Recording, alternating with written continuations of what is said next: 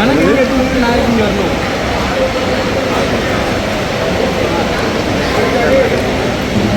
அப்படியே உட்காந்து கொஞ்சம் ஸ்டேஜ் இருக்கும், கொஞ்சம் நேரத்தில் மேலே தம்ஸ் அப் காட்டுங்க. தம்ஸ் அப் காட்டுங்க.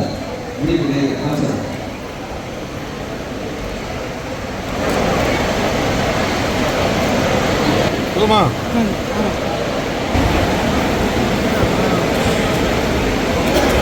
ஃபேமிலியாக ஃபோட்டோ எடுத்துங்க, இப்படியே வந்துங்க, இப்படியே வந்து ஃபோட்டோ எடுத்துட்டு போயிடலாம். ஃபேமிலியாக இருந்தால் வந்து தனியாக இருந்தால் தனியாக ஃபோட்டோ எடுத்துக்கலாம்.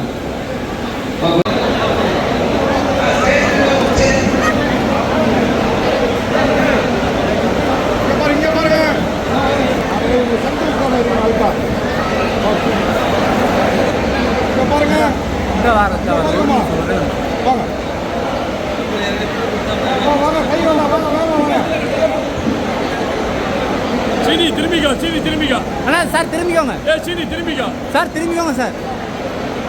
பேசிக்கிட்டு யாரு திரும்புறோம் எங்க திரும்ப. தேமுதிகவிற்கு இணை தேமுதிக மட்டும்தான்.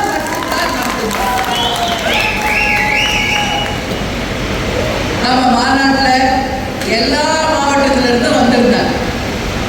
அவங்களே சாப்பாடு செஞ்சுக்கிட்டு அவங்களே வாகனத்தை வைத்து அத்தனை கழக நிர்வாகிகளும் கேப்டனின் மறு உருவமாக வாழ்ந்து கொண்டிருக்கிற என் அன்பு சகோதரர்களாகி நீங்கள் கரை வெட்டியும் துண்டும் என் அன்பு மகளிர் அணி சகோதரிகள் அந்த மஞ்சள் மகிமையை மங்களகரமான புடவையான அந்த மஞ்சள் நிறத்திலும் நீங்கள் அணி அணியாக வந்து அங்கு அமர்ந்திருந்த கண்கொள்ளா காட்சியை பார்க்கிறப்போ உண்மையிலே நான் சொல்றேன், தேசிய முற்போக்கு திராவிட கழகம் 2026 தேர்தலில் மகத்தான வெற்றி பெறுவது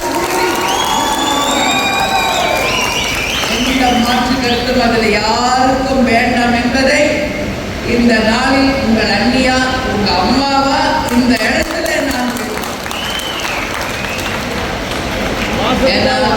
இன்னைக்கு காலகட்டம் எப்படியெல்லாம் இருக்குது எல்லாருக்கும் தெரியும். ஃபர்ஸ்ட் காசு வைங்க, அப்பதான் வரும். இதுதான் இன்னைக்கு நடக்குது. அது தூத்துக்குடியில சொல்லவே வேணாம். 20 வருஷமா நான் பார்த்துக்கிட்டு தான் இருக்கேன்.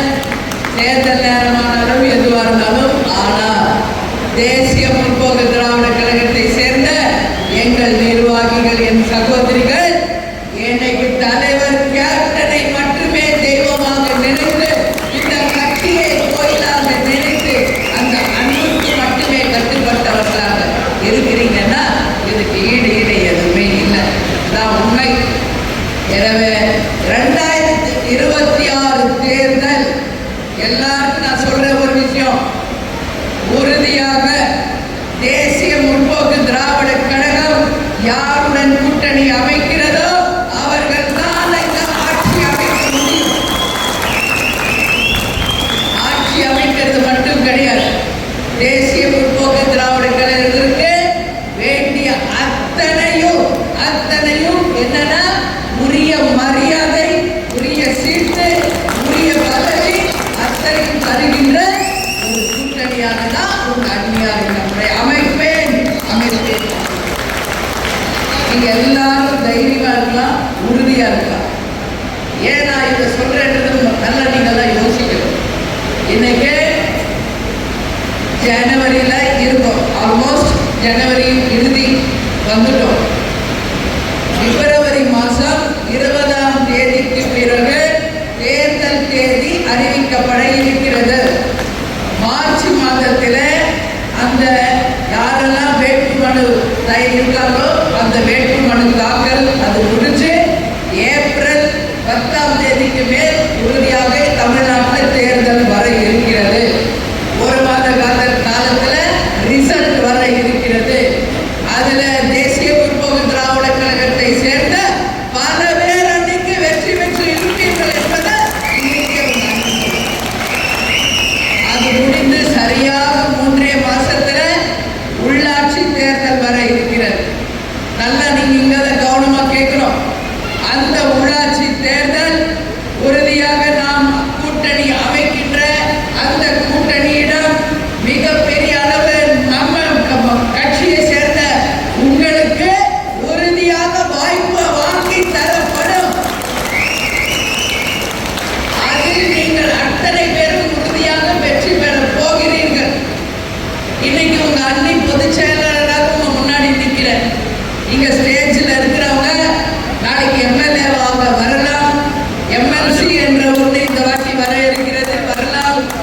சேர்மனா என் கண் முன்னாடி இருக்கின்ற உங்களில் எத்தனை பேர் கவுன்சிலரா வர போறீங்க? ஒன்றிய கவுன்சிலர், டிஸ்ட்ரிக்ட் கவுன்சிலர், அது மட்டும் இல்லை, சேர்மன், துணை மேயர், மேயர் என்ற அத்தனை பதவிகளுமே தேசிய உறுதியாக வாங்கி தரப்படும் என்பதை இந்த நேரத்தில் உங்களிடம் அண்ணியாக உங்களுக்கு உறுதியாக சொல்றேன். அந்த வாய்ப்பை நீங்கள் பயன்படுத்திக் கொள்ள வேண்டும். அதுதான் என்னுடைய தாழ்மையான வேண்டுகோள். அந்த வாய்ப்பை நீங்கள் பயன்படுத்திக்கணும். இத்தனை ஆண்டு காலம் கட்சிக்காக, அதற்கு முன்னாடி ரசிகர் மன்றமாக இருந்த காலத்திலிருந்து தலைவருக்காகவும் நம்மளுடைய ரசிகர் மன்றத்திற்காகவும் கட்சிக்காகவும் உழைத்த நீங்கள் அடுத்த கட்டத்தில் உங்களை அழகு பார்க்க வேண்டும் உட்கார்ந்துச்சுன்னா உங்க அண்ணியோட ஆசை. நீங்களாம் அண்ணி முதல்வராக வரணும், துணை முதல்வராக வரணும், எதிர்கட்சி தலைவராக வரணும் என்று நீங்க உங்க அண்ணியை பத்தி கனவு காண்றீங்களா இல்லையா? காண்றீங்களா? ஆனா என்னுடைய கனவு லட்சியம் என்ன தெரியுமா? கேப்டனை நம்பி வந்த என் கடை ஓடி தொண்டரையும் என் சகோதரர்களையும் அரசு பகையிலே உட்கார வைத்து அழகு பார்க்க வேண்டும். அதுதான் உங்கள் அண்ணியினுடைய ஒரே கனவு, லட்சியம், கொள்கை எல்லாமே. தலைவர் இறந்த பிறகு நான் தூங்கி பல நாள் ஆச்சு. உங்ககிட்ட சொல்றதுல எனக்கு ஒண்ணுமே இல்லை. நான் தூங்கி பல நாள் ஆயிடுச்சு. ஏன்? ஒரு குடும்பத்தை நிர்வகிக்கிறது எவ்வளோ பெரிய பொறுப்புன்னு உங்க எல்லாருக்கும் தெரியும். என் தாய்மார்கள் இன்னும் சிறப்பா தெரியும். அப்போ குடும்பத்தை பார்க்கிறோம், குழந்தைங்களை பார்க்கிறோம், உற்றார் உறவினரை பார்க்கிறோம், தொழிலை பார்க்கிறோம். இதெல்லாம் ஒரு பக்கம் இருக்கட்டும். எவ்வளவு பெரிய பொறுப்பு! தேசிய முற்போக்கு திராவிட கழகம் என்கின்ற இந்த ஆழம் விஷத்தை தலைவர் அவர்கள் என்னை நம்பி என் கையில ஒப்படைச்சுட்டு போயிருக்காங்க. அவ்வளவு பெரிய ஒரு பொறுப்பை என் கையில தலைவர் ஒப்படைச்சுட்டு போயிருக்காங்க. அன்னைக்கு சென்னையில நடந்த செயற்குழு பொதுக்குழுல தலைவரை நீங்க கடைசியா பார்த்தது அதுதான். நீங்க எல்லாரும் பார்த்திருப்பீங்க. அந்த மேடையில் உட்கார்ந்து இருந்தவர் துள்ளி குதிச்சு கையை பிடிச்சு தூக்கி, இனிமே இந்த கட்சி உனக்குதான், நீதான் இந்த பொறுப்பை பார்த்துக்கணும்னு சொல்லி சொல்லாம சொல்லிட்டு போயிட்டார். உண்மையா இல்லையா? அது வரைக்கும் உட்கார்ந்து எப்படி இருந்துச்சு? கை தூக்கினார். ஏன்? அவருக்கு தெரியும் என் மனைவி நிழல் சக்தி இல்லடா, நிஜ சக்தி என்று சொன்ன ஒரு தலைவர். எந்த ஒரு கணவரும் பொது வெளியில, வீட்டுக்குள்ள ரூம்ல பேசுவாங்க, ஒரு பொது வெளியில ஒரு மாபெரும் ஒரு தலைவர், மிகப்பெரிய ஒரு நடிகராக இருந்தாலும் தன் மனைவியை பொது வழியில பெருமைப்படுத்த உன்னத மனிதர் நமது கேப்டன் அவர்கள். ஒவ்வொரு பெண்ணையும் மதிக்கணும். பெண்கள் இந்த நாட்டின் கண்கள், அவங்க தான் இந்த நாட்டுக்கு முக்கியமானவர்கள் என்பதை ஒவ்வொரு பொதுக்கூட்டத்திலே பேசியவர் நமது தலைவர் அவர்கள். என் மனைவி என்னிடம் காட்டும் அன்பும் பாசமும், என் அம்மாவே என் மனைவியா வந்துட்டாங்களோ என்று கூட நான் நினைப்பேன் என்று சொன்ன ஒரு தலைவர். அந்த அளவு நாங்கள் இரண்டு பேரும் ஒருத்தருக்கு ஒருத்தர் அவ்வளவு புரிதலோட ஒற்றுமையோட ஆடியில சேர்த்து சொல்லி ஆவணியில் தேடி வச்சிருக்கிற பாடல வருமே, சொக்கரும் மீனாட்சியுமாக நூலும் சேலையுமாக வாழ்ந்தவர்கள் நாங்கள் என்பது உங்க எல்லாருக்கும் தெரியும். உங்க எல்லாருக்கும் தெரியும். உங்க அண்ணா அண்ணியை பற்றி உங்களுக்கு தெரியாதா? எல்லாருக்கும் தெரியும். அதனால மிகப்பெரிய பொறுப்பை தலைவர் என் கையில கொடுத்துட்டு போயிருக்கார்.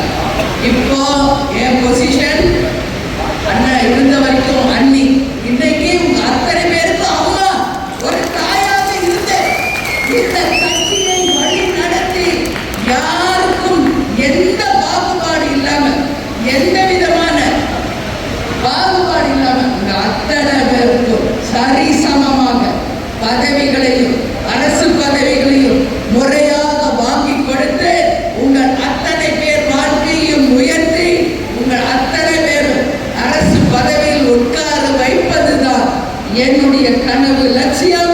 அதுதான் நம் தலைவருடைய கனவு லட்சியம். அதை நாம் இந்த 2 2026 அடைந்தே தீர்வோம் என்பதை உங்கள் முன்னாடி நான் உறுதியாக தெரிவித்துக் கொள்ள கடமைப்பட்டிருக்கிறேன்.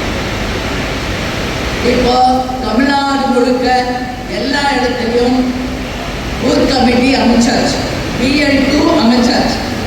ஆனா இன்னைக்கு தூத்துக்குடியில என் கண் முன்னாடி உட்கார்ந்து இருக்கீங்களே, உங்க மனசாட்சியை நீங்களே தொட்டுப்பாரு.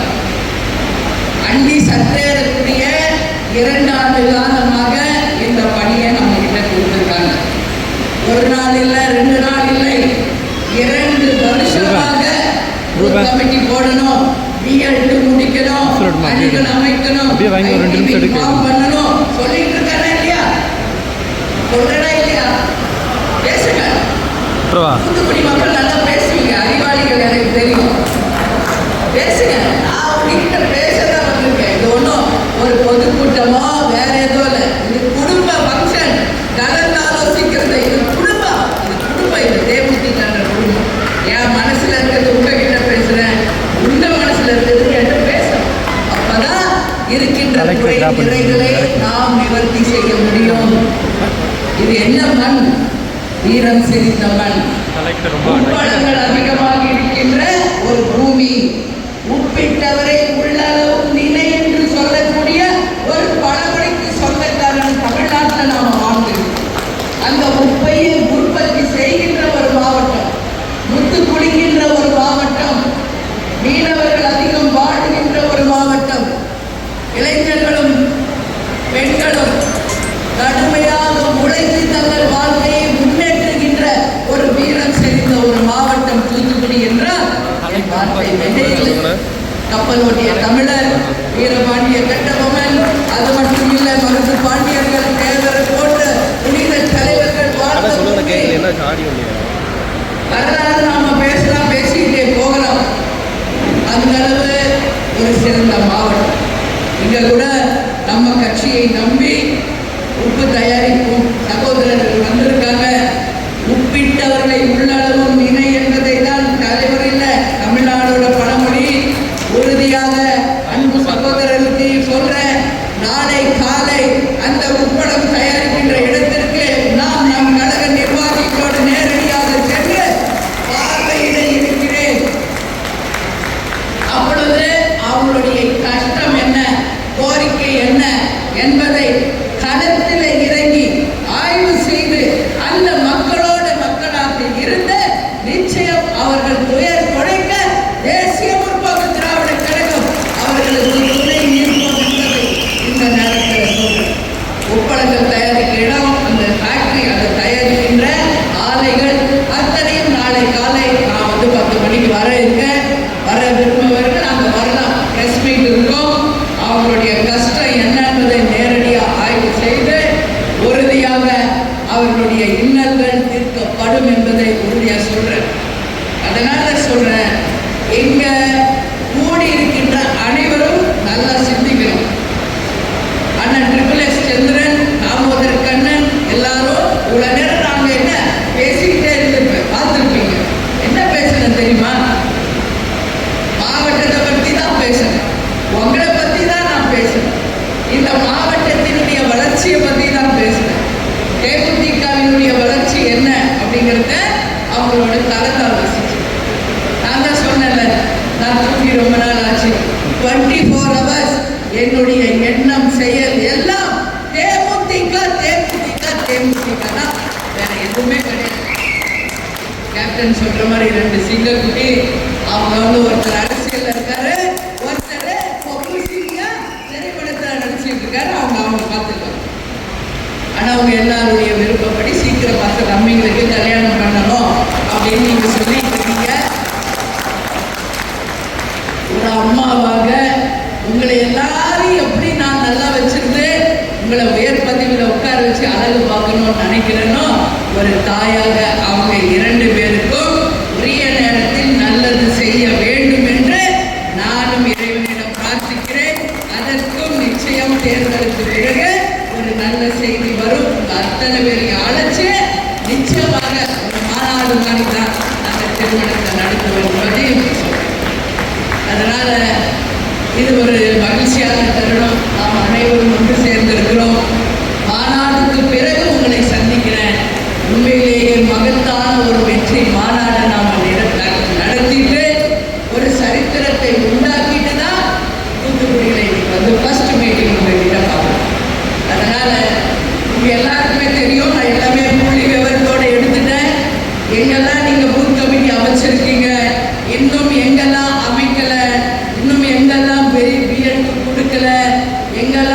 கட்சி வீக்கா இருக்கு, எங்கெல்லாம் கட்சியை இன்னும் டெவலப் பண்ணணும், ஸ்ட்ராங் ஆக்கணும், எல்லாமே பேசிட்டேன்.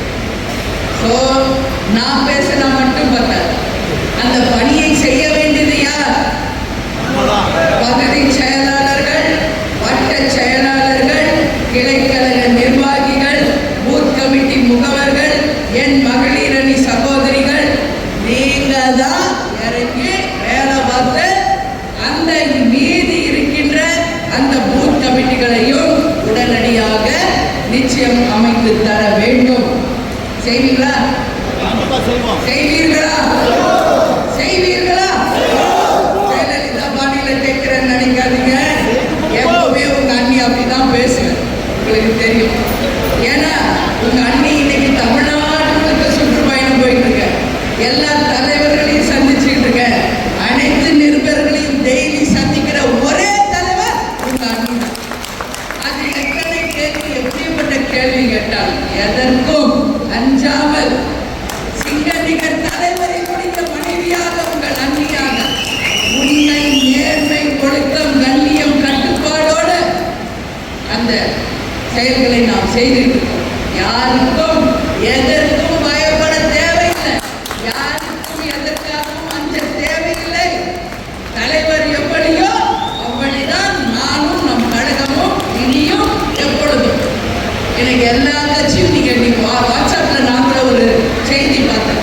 தமிழ்நாட்டில் இருக்கின்ற அனைத்து கட்சிகளின் பேரையும் அனைத்து தலைவர்கள் பேரையும் சிபிஐ வழக்கு, சொத்து குளிப்பு வழக்கு, லஞ்ச ஊழல் வழக்கு என்று எல்லா வழக்குகளும் எல்லா கட்சி மேலேயும் இதை வச்சு பயன்படுத்தி இன்னைக்கு ஆட்சியில் இருப்பவர்கள் அவர்களை மிரட்டி பணிய வைக்கிறார்கள் என்ற ஒரு செய்தி இன்னைக்கு ஃபுல்லா போயிட்டு இருக்கு. பாத்தீங்களா? நீங்கெல்லாம் பாத்தீங்களா? பெண்கள் பாத்தீங்களா? பார்க்கல. பாருங்க, ஓன் கையில வச்சு நீங்க 24 மணி என்ன சாப்பிட்டீங்க, எங்க போனீங்க, ஊர்ல யார் வந்தா இதே பேச கட்சி. நான் எங்க அரசியல் வந்துட்டோம். நாட்டு நிலவரம் என்ன என்ன நடக்குதுன்னு பெண்கள் நீங்களும் புரிஞ்சுக்கணும். தலைவர் எப்படி என்ன நம்பி இவ்வளவு பெரிய கொடுத்துட்டு போயிருக்க, உங்களுக்கும் அந்த கடமை உண்டு. அதனால நான் சொல்றேன், இன்னைக்கு எல்லா கட்சியும் அப்படிதான். ஒரே ஒரு கட்சி தான் அதுல இருந்து விதி விலக்கு. அது மத்தியில ஆனாலும் சரி, மாநிலத்தில் ஆனாலும் சரி, அது தேசிய முற்போக்கு திராவிட கழகம். எந்த வழக்குகளுக்கோ, எந்த ஊழலுக்கோ, எந்த வஞ்சகத்திற்கோ, யாருடைய உருட்டல் மிரட்டலுக்கோ அடிபடியாம நெஞ்ச நிமிர்ந்து தலைவர் வழியிலேயே கம்பீரமாக பயணித்துக் கொண்டிருக்கிற ஒரே கட்சி நமது தேசிய முற்போக்கு திராவிட கழகம். இப்ப இல்ல, எப்பவுமே இறுதி வரை இந்த கட்சி இப்படிதான் இருக்கும். இதுல எந்த மாற்றம் இல்லை என்பதை நல்லா மைண்ட்ல பதிய வச்சு. அதனால சொல்றேன், நீ யாருக்கும் பயப்பட தேவையில்லை. நெஞ்ச நிமிர்த்தி தலைவர் நமக்கு காட்டிய பாதையில உண்மையோடு, நேர்மையோடு, கண்ணியத்தோடு, கடமையோடு உழைப்போம், வழி நடப்போம். நிச்சயமாக தேசிய திராவிட கழகத்தை கேப்டன் எந்த லட்சியத்திற்காக, கொள்கைக்காக ஆரம்பித்தாரோ அதை நிச்சயம் உங்களுடன் இணைந்து அவங்க அந்நியாகிய நான் உறுதியாக அந்த கனவு லட்சியத்தை வென்றெடுப்போம் என்பதை உங்களுக்கு. அதனால இவ்வளோ வேலை என் மேல கொடுத்துருக்கீங்க, இவ்வளோ வேலை நான் பார்த்துருக்கேன். ஒன்றும் நீங்க வசிக்கிற அந்த பூத்துல ஒரு 5 பேர் பூத் கமிட்டி போட்டுருந்தா அது உங்களால் முடியும். என்ன நியாயம்? என்ன நியாயம்? எது கேட்டாலும் அங்கீகாரம் பார்த்துக்குவாங்க, அங்கீகாரம் பார்த்துக்குவாங்க, கூட்டணி அமைப்பாங்க. நம்ம எதுவும் நோக்காமையே ஜெயிச்சு அப்படியே பதவி வந்துடலாம் அப்படின்னு நினைக்கிறீங்களா? நினைக்கிறீங்களா? உழைக்கணுமா இல்லையா? தலைவர் நமக்கு என்ன சொல்லி கொடுத்துட்டு போயிருக்க, உண்மையாக உழைத்தால்தான் அந்த வெற்றி நம்மை தேடும். இல்லை என்றால் அடுத்தவங்களுக்கு போயிடும். நான் என்ன சொல்றேன்னு நல்லா புரிஞ்சுக்கணும். வர இருக்கின்ற சட்டமன்ற தேர்தலுக்கு அடுத்து உள்ளாட்சி தேர்தல் மிகப்பெரிய வாய்ப்பு தேமுதிகவுக்கு கிடைக்க இருக்கிறது. அதை நீங்கள் அனைவரும் சரியாக பயன்படுத்திக் கொள்ளுங்கள். மீண்டும் மீண்டும் சொல்றேன், பெண்கள் வாழ பெண்களாக உங்களை தான் நிறுத்துவோம்.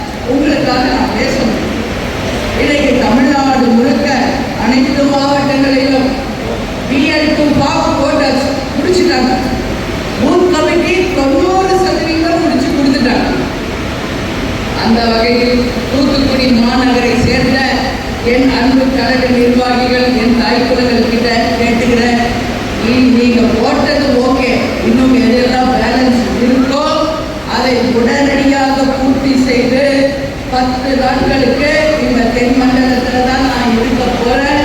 அந்த ஃபைல் கம்ப்ளீட்டட் பண்ண ஃபைல் என் கைக்கு வந்து சேரணும். சேர்ப்பீங்களா? கொடுத்துருவீங்களா? அந்த கடமையை ஆற்றுவீர்களா? சத்தம் பத்தலையா? தூங்குறீங்களா? என்னன்றத நான் ரசிக்குதா? எல்லாம் தெப்பாதானே இருக்கீங்க? விஜய் பிரபாகர் என்ன சொல்றாரு எல்லா மீட்டிங்லும்? கேட்கல கேட்கல கேட்கலன்னு சொல்றாருல்ல, நான் அப்படி சொல்லுமா? அப்ப நம்ம வேலையை முடிக்கலாமா? என்கிட்ட கொண்டு வந்து ஃபைல் கொடுப்பீங்களா? உங்களுக்கு கொடுத்த கடமையை சிறப்பாக பணியாற்றுவீர்களா? ரொம்ப சந்தோஷம். ஒரு அளவு ஒரு 70% நீங்க முடிச்சிட்டீங்க. மீதி இருக்கின்ற பூத் கமிட்டியையும் உடனடியாக அமைத்து கொடுக்கும் பொழுது தூத்துக்குடி மாவட்டம் தன்னிகர் இல்லாத ஒரு மாவட்டமாக, நாளை ஒரு சரித்திரம் படைக்கப்படும் ஒரு மாவட்டமாக நிச்சயமாக நாம் முன்னேற்றுவோம் என்பதை இந்த நேரத்தில் உங்ககிட்ட சொல்றேன். எனவே நீங்க யாரும் என்கிட்ட ஏதாவது சொல்லுமா? நீங்க யாராவது ஏதாவது ஒரு கருத்து பேசணுமா? நீங்க வண்டியில வாங்கி போடுவோம்.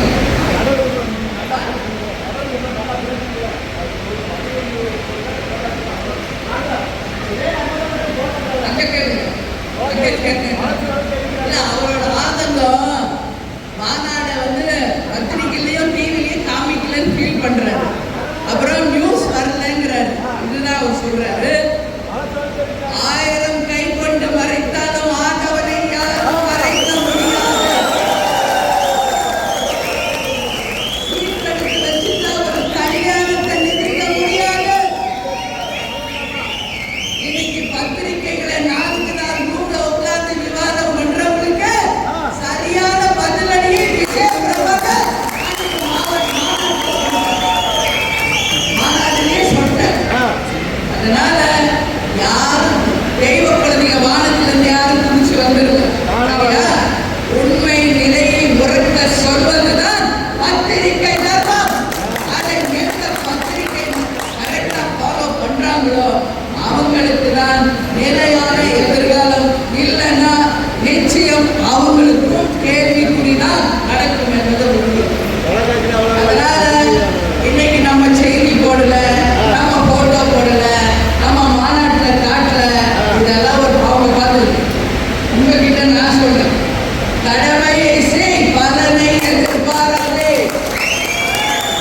நம் கடமையை நாம் சரியாக செய்து கொண்டே சென்றால் நாளை அரசியலில் ஒரு மிகப்பெரிய வெற்றியை நாம் அடையும் பொழுது அது எந்த பத்திரிகையாக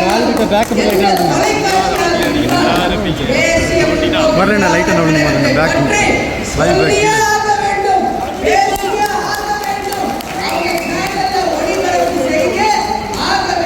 பேக் ஒரு சூழ்நிலையை உருவாக்குவோம் என்பது அந்த சூழ்நிலை 2024 தேர்தலுக்கு பிறகு நிச்சயமாக நடக்கும். அப்பொழுது உங்கள் ஆதங்கத்திற்கு முற்றுப்புள்ளி வைக்கப்படும் என்பதை இந்த நேரத்தில் உங்கள் அந்நியர் சொல்லுங்கள். அதனால அவங்க போடுறாங்க போடலாம் வேணாம் விட்டுருங்க. யூடியூப் சேனல்ஸ் வந்துருச்சு, ஆயிரக்கணக்கான லட்சக்கணக்கான யூடியூப் சேனல்ஸ். இவங்க மறைச்சாலும் அடுத்த நொடி எல்லா யூடியூப் சேனல்லையும் தமிழ்நாடு இல்ல, இந்தியா இல்ல, உலகமே இன்னைக்கு யூடியூப் சேனல்